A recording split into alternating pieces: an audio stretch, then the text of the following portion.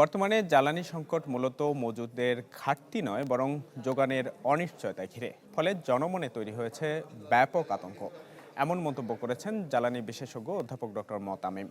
জ্বালানি সংকট মোকাবেলায় করণীয় নিয়ে এক অনুষ্ঠানে এসব কথা বলেন তিনি। জানান, মজুদ 7 থেকে 15 দিন থাকলেও মানুষের মধ্যে উদ্বেগ কমছে না। মধ্যপ্রাচ্যের অস্থিরতা, ভবিষ্যতে জাহাজে জ্বালানি না আসার আশঙ্কা এবং সরকারি তথ্যের প্রতি আস্থার ঘাটতি, সব মিলিয়ে মানুষের মধ্যে সংশয় তৈরি হচ্ছে, যা বাজারে কৃত্রিম সংকটকেও বাড়িয়ে দিচ্ছে।